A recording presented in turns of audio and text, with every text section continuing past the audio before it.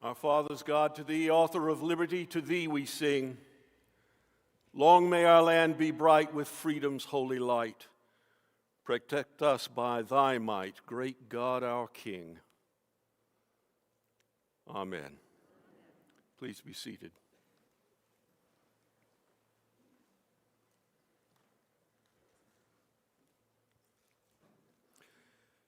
The lectionary appointed for Independence Day, which we use by Episcopal permission because it is a Sunday, is predictable in some ways. Deuteronomy certainly is predictable, that last book in the law of Moses by which we sort of bring to a close the conquest of Canaan, the establishment of what will one day become the kingdom of Israel.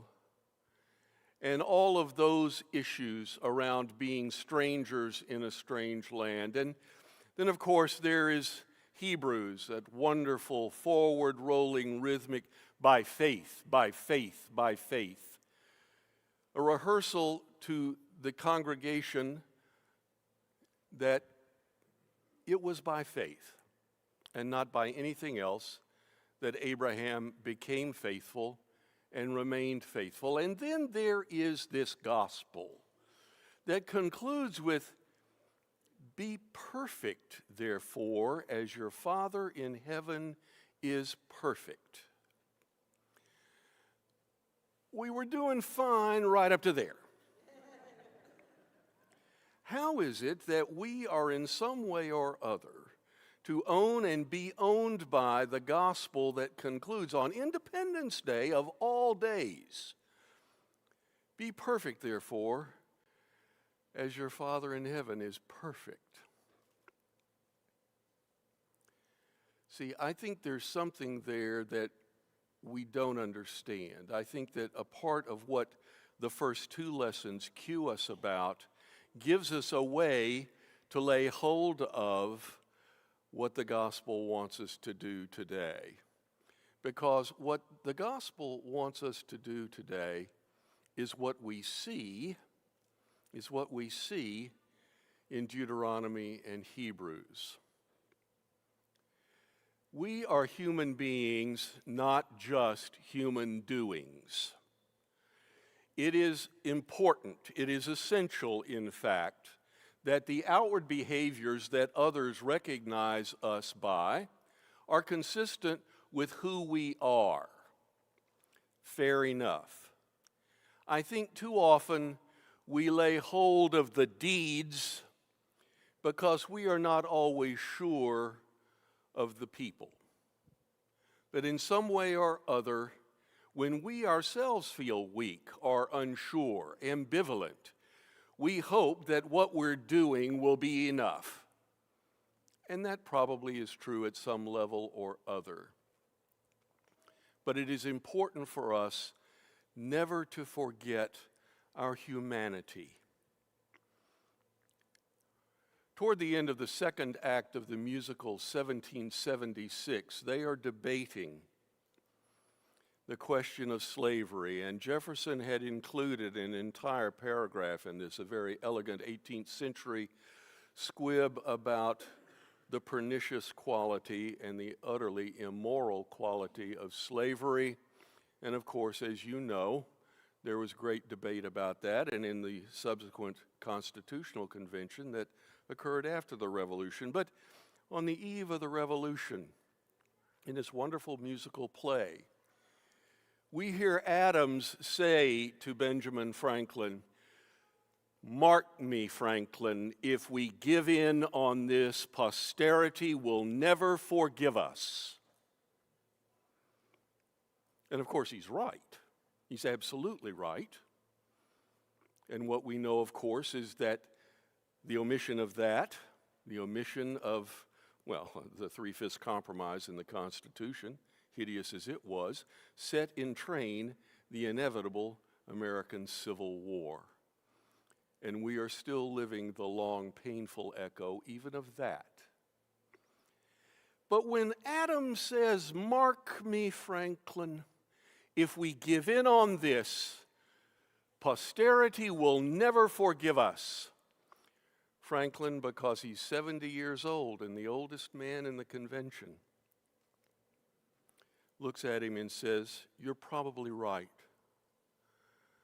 But we won't hear a thing, John. We'll be long gone. And what would posterity think we were? Demigods? We're men, no more, no less, trying to get a nation started against longer odds than a more generous God would provide." Franklin is not making an excuse. Franklin gets to the very heart of the issue on a day like this, when what we want to do is look at the huge, gross public acts, and when we understand finally, however, that the values that we celebrate on this day are not simply in the remembrance of the great public acts, they are remembered at the human level. What will God think we were? What will posterity think we were? Demigods? We're men, no more, no less, trying to get a nation started against longer odds than a more generous God would have provided.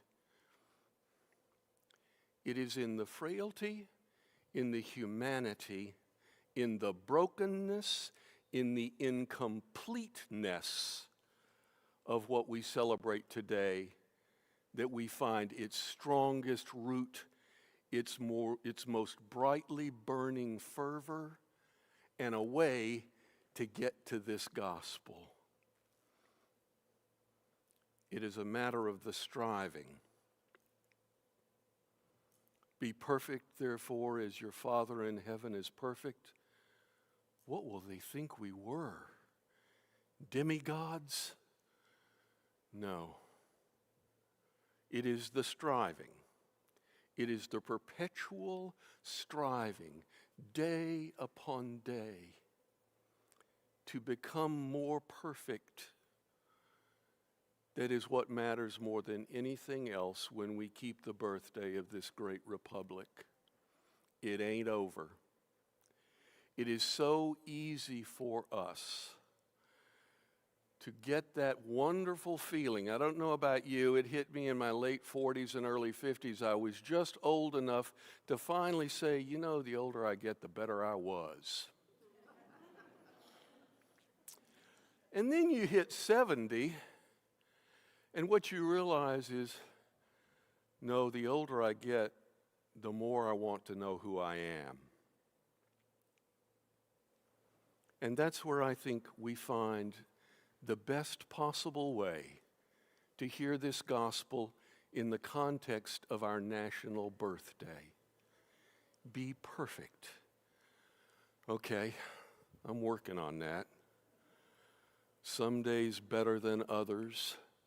Some days with a more durable and permanent result than others. But the prayer of this day is not to get there, because we won't probably this side of the grave, but to never cease walking toward it. What will posterity think we were? Demigods? We're men, no more, no less, striving to get a new nation started against longer odds than a more gracious God would permit. We know what all the deficiencies are, because in many cases we embedded them in where we are.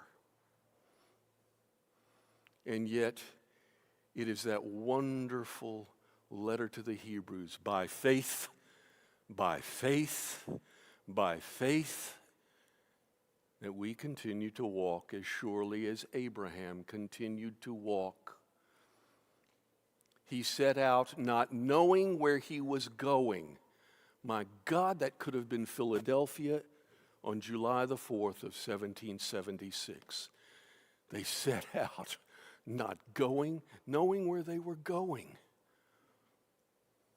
And yet it is by faith, by faith. And the humility of that blessed stretch in Deuteronomy by which we remember that we all have been strangers in a strange land. And remembering that, how then do we behave? How then do we behave?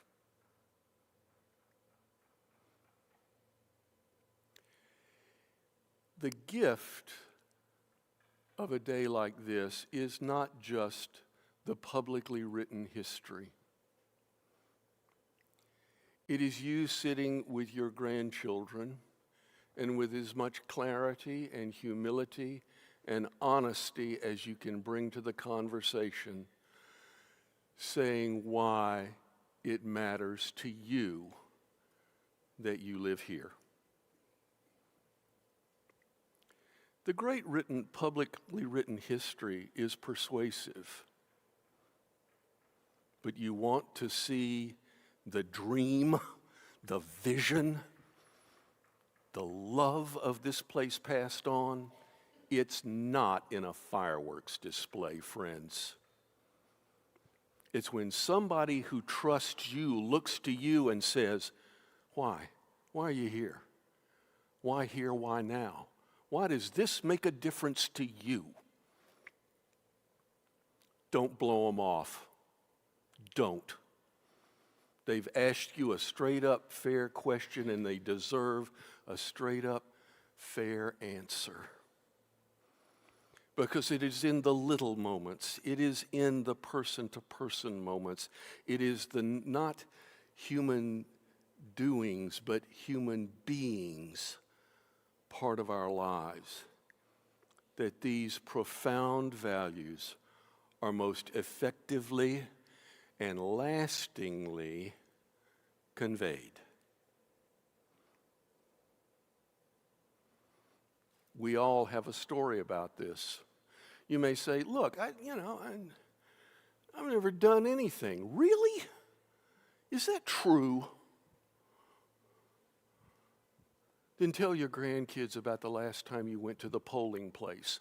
And you can tell them, I went in there so cynical that I didn't think what I was doing was going to make a bit of difference, but I went. I've never done anything. What can I possibly convey to another human being? Well, believe it or not, friends, you drive on the right side of the road and stop when the light is red. That makes a difference. It is about how you fit into us, where these values are most profoundly, lastingly, indelibly passed along. Not everyone is going to win a medal. Not everyone is going to rise to high elective office. But every one of us gets to live here. Why does that matter to you? Why? In the environment in which we live now, which seems so contentious and so fractious, where we have been before, friends, and where we will be again, in such an environment as this, it is the small, personal testimony of an individual to an individual that makes all the difference. And it is particularly in such an environment as this that we need to speak to one another. There are people whose politics I find utterly reprehensible. Not just amoral, but immoral in their exercise of public office. And you know what? They're there because somebody voted for them, and whether I like those politics or not, as a citizen of this great republic, I obligate myself to put my life, my fortune, and my sacred honor into the defense of their ability to think that way. And I require nothing less of them. We're stuck with each other. We really are. And I like that because it forces us to speak, not with our hands waved and our voices raised,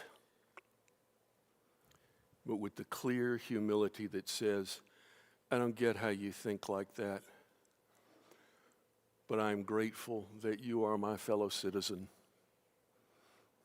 And I want to teach this conversation, how awkward and difficult it may be, to the little ones who are watching us. Don't think the kids don't see. We know better, don't we? They hear and see everything. What do you want them to see and hear?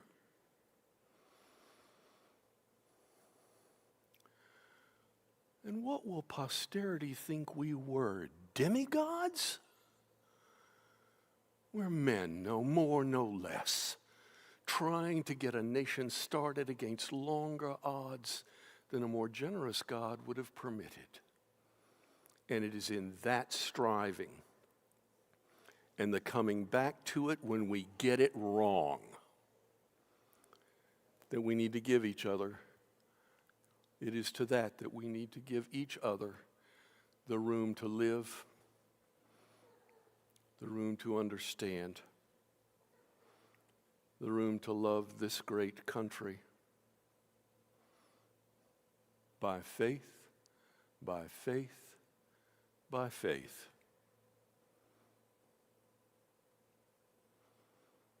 Witherspoon added it at the very end. It was in, I think, on the edits of July the 1st when they were talking about it. With a reliance upon divine providence, let us pledge to one another our lives, our fortunes, and our sacred honor, because ultimately that's all we've got.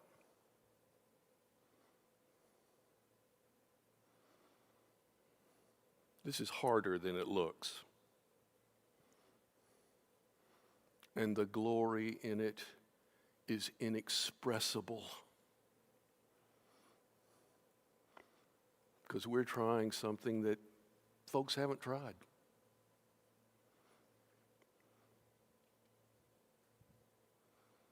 God bless you. God bless this great republic. Let us be about the business every day, more and more, of being perfect as our Father in heaven is perfect.